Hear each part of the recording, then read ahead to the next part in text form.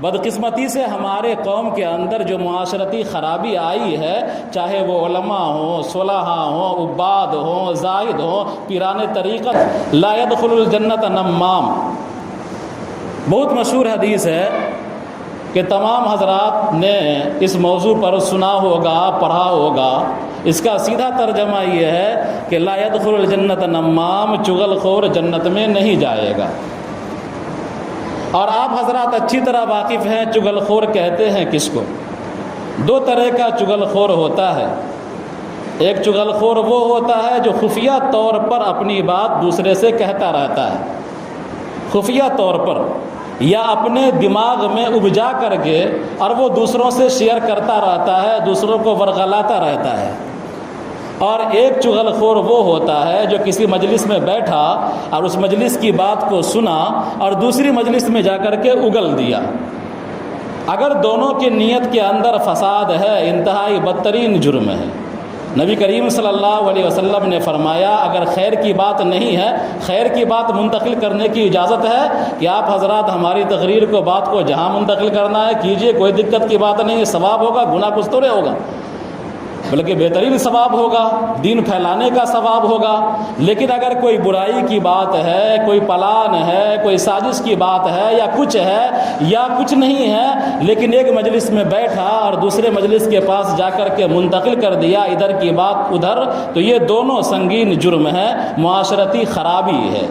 بدقسمتی سے ہمارے قوم کے اندر جو معاشرتی خرابی آئی ہے، چاہے وہ علماء ہوں، صلحاء ہوں، عباد ہوں، زاہد ہوں، پیران طریقت ہوں، شیخ طریقت ہوں، یا اسی طرح کیا نام ہے وہ عام عوام ہوں، چاہے جو ہوں، سب کے یہاں یہ بیماری ایسی پائی جاتی ہے کہ اس کو لوگ بیماری سمجھتے ہی نہیں ہیں، بلکہ کار ثواب سمجھتے ہیں۔ کہنے والا بھی ثواب کا کام سمجھتا ہے، اور جو سنتا ہے اس کو اس طرح یقین ہو جاتا ہے جس طرح کلام الہی پر بھی یقین نہیں ہوتا، اتنا یقین کلام الہی پر نہیں ہوتا۔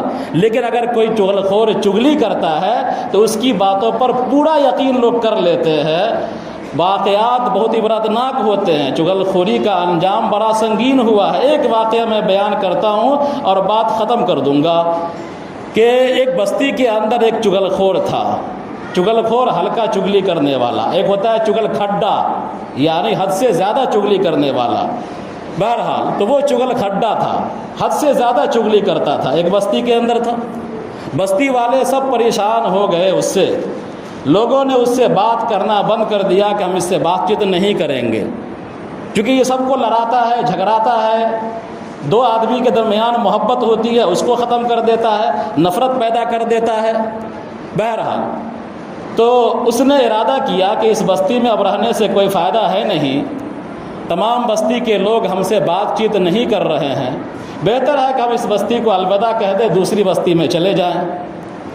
چنانچہ اس چغل کھڈے نے اس بستی کو چھوڑا اور دوسری بستی میں چلا گیا۔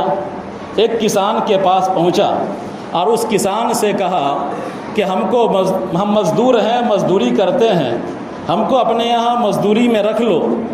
کسان کو کیا چاہیے؟ سستا مزدور۔ تو اس نے کہا، کسان نے پوچھا کہ تمہاری مزدوری کیا ہے، تم یومیہ کتنا لیتے ہو، تمہاری دہاڑی کیا بنتی ہے؟ تو اس نے کہا کہ ہم دہاڑی وہاڑی ہم کو نہیں چاہیے، پیٹے بھات پر ہم کام کرنے کے لیے تیار ہیں، یعنی ہم کو 2 ٹائم کھانا کھلا دیجئے گا اور آپ کے یہاں ہم مزدوری کریں گے۔ لیکن ہمارے اندر یہ برائی ہے کہ ہم چغلی کر جاتے ہیں اور یہ برداشت ہم سے نہیں ہوتا ہے، ہم چغلی کریں گے۔ کسان نے سوچا کہ بڑا سستا سودا ہے، سستا مزدور مل گیا ہے، پیٹ بھات کا کام ہے، گھر میں کھانا بنوے کرے گا، چلا جائے گا اس کے پاس بھی، یہ بھی کھا لے گا، اور چغل خوری کی بات ہے تو دیکھ لیں گے ہم۔ بہرحال کسان نے اس کو رکھ لیا اپنے پاس اور وہ مزدوری کرنے لگا۔ چند ایام ٹھیک رہے، مہینہ، 2 مہینہ، 3 مہینہ، 4 مہینہ تک ٹھیک رہا۔ کسان نے اس کو اجازت دے دی تھی کہ 6 مہینہ پر تم چغلی کر سکتے ہو۔ جب 6 مہینہ پورا ہونے والا ہوا تو اب یہ بے چین ہو گیا کہ اب کیا چغلی کرے، اپنا پلان بنانا شروع کر لیا۔ بہرحال 6 مہینہ گزر جانے کے بعد وہ کسان کی بیوی کے پاس گیا اور اس سے کہتا ہے، کسان کے پاس گیا اور کسان کی بیوی سے کہتا ہے کہ تمہارا شوہر جو ہے، کسان کی بیوی کے پاس گیا اور اس سے کہتا ہے کہ تمہارا شوہر جو ہے کوڑ کی بیماری میں مبتلا ہو گیا ہے۔ اب بیوی پریشان کہ ہمارا شوہر آج تک کوئی ایسی تکلیف نہیں، ہاتھ پیر میں درد نہیں، اور کوڑ کی بیماری۔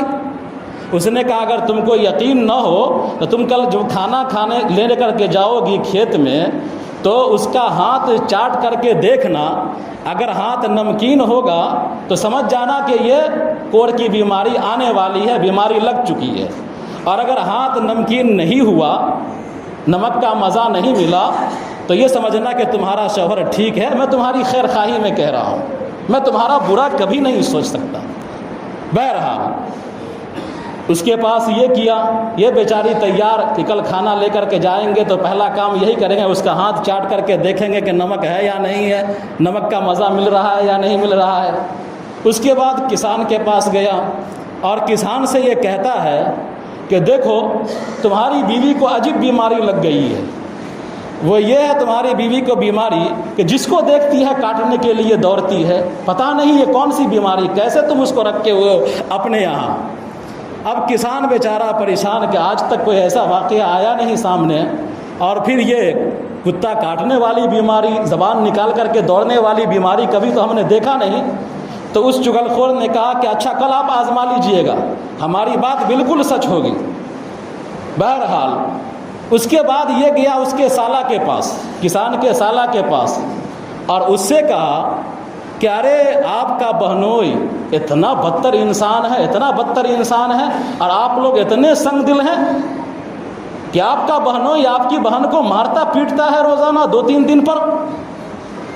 اور بیچارہ تعجب میں سالہ کہ کبھی ایسا واقعہ نہیں آیا، بہن نے کوئی شکایت نہیں کی ہمارے پاس، اور یہ کہہ رہا ہے کہ مارتا پیٹتا ہے 2-3 دن پر، لگ رہا ہے کہ بہن ہماری چھپا رہی ہے ہم سے بہت ساری چیزیں۔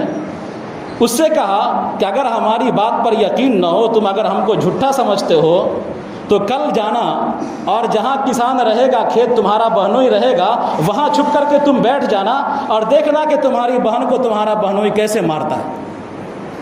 اب وہ بیچارہ سالہ سب تیاری میں جا کر کے چھپ کر کے بیٹھ گیا، کل لاٹھی اٹھی لے کر کے۔ اس کے بعد گیا کس کے پاس؟ یعنی کسان کے بھائی وغیرہ کے پاس گیا، بھتیجا وغیرہ کے پاس گیا، اور اس سے کہتا ہے کہ دیکھو تمہارا بھائی جو ہے نا بڑا سیدھا سپاٹا ہے، اس کے سسرال والے اس کو پریشان کرتے ہیں اور مارتے ہیں، گھر میں بھی مارتے ہیں، بن میں بھی مارتے ہیں، لیکن وہ بڑا صبر کے ساتھ رہتا ہے۔ تم لوگ کبھی کچھ بتلایا؟ تو نہیں بتلایا۔ اچھا کل دیکھ لینا کھیت میں۔ چنانچہ وہ سب بھی اپنا لاٹھی لے کر کے جا کے چھپ گیا ایک جگہ۔ کسان کی بیوی کھانا لے کر کے گئی اور اس نے اپنے جو سکھایا گیا تھا اس کو اور جو بات کہی گئی تھی اس کے مطابق کھانا رکھی، پانی دی، ہاتھ دھلوائی۔ جیسے ہی ہاتھ دھو کر کے وہ بیچارہ کھانے کے لیے ہاتھ وہ کھولا، ہاتھ بڑھایا آگے، ویسے ہی ہاتھ پکڑ کے وہ چاٹنے لگی ہاتھ کو۔ اب کسان کو یقین آ گیا، ارے وہ تو صحیح بولا تھا، وہ تو بالکل صحیح بولا تھا، ہماری بیوی کو تو واقعی میں کیا ہے وہ کیا ہے کٹنے والی بیماری ہو گئی ہے، اور تمنا ہم کو ہاتھ کاٹ رہی ہے اور ہاتھ میں وہ زبان لگا رہی ہے۔ اب وہ بیوی کو مارنا شروع کیا۔ اس کا سالہ دیکھ رہا تھا کہ ہماری بہن کو پٹائی لگ رہی ہے، دوڑا لاٹھی لے کر کے۔ اب جب لاٹھی برسی کسان پر تو اس کا بھائی سب جو دوڑا پیچھے بیٹھا ہوا تھا وہ سب بھی دوڑا، اور پھر دونوں فریق میں جنگ اچھی خاصی ہو گئی۔ یہ ہوتا ہے چغل خوری کا انجام، اور سراسر جھوٹ، اس کے پیچھے کوئی حقیقت نہیں ہوتی ہے، سمجھا۔ میں یہ باتیں اس لیے کہہ رہا ہوں کہ چغل خوری کا سیزن آ جاتا ہے کبھی کبھی۔ بہرحال اس سے احتیاط کرنا چاہیے۔ چغل خوری ہمارے معاشرے، ہمارے خاندان کو برباد کر دیتی ہے۔ اگر چغل خور کو آزمانا ہو، کوئی آدمی اگر آپ کے پاس آئے اور اس سے کہے کہ فلاں آدمی آپ سے ایسے کے بارے میں ایسے ایسے کہہ رہا تھا، تو اس کا ہاتھ پکڑیے اور کہیے کہ چلو ہم تمہارے اس سے پوچھتے ہیں۔ اگر وہ جانے کے لیے تیار ہو گیا تو سمجھ جائیے کچھ صداقت ہے، اور اگر وہ کہے کہ نہیں، ایک آدمی بول رہا تھا، ایک صاحب بول رہا تھا کہ 10 سال سے ایک صاحب کو کھوج رہے ہیں، آج تک نہیں ملا ایک صاحب، وہ ایک صاحب کہاں گیا؟ کہ ایک صاحب ایسے کہہ رہے تھے، ایک آدمی ایسے کہہ رہا تھا، تو وہ ایک آدمی کبھی نہیں ملے گا آپ کو، یعنی ایک آدمی کہہ کر کے جو بغیر نام کے آپ کے پاس شکایت کرے اور کہے کہ ہمارا نام مت کہیے گا اور ہم کمزور آدمی ہیں، ہم غریب آدمی ہیں، ہمارا ذکر مت کیجیے گا، سمجھ جائیے کہ 100% وہ جھوٹ بول رہا ہے۔ اللہ تعالی ہم سب کو سوچنے اور سمجھنے کی صلاحیت پیدا کر دے۔ ربنا تقبل منا انک انت السمیع العلیم۔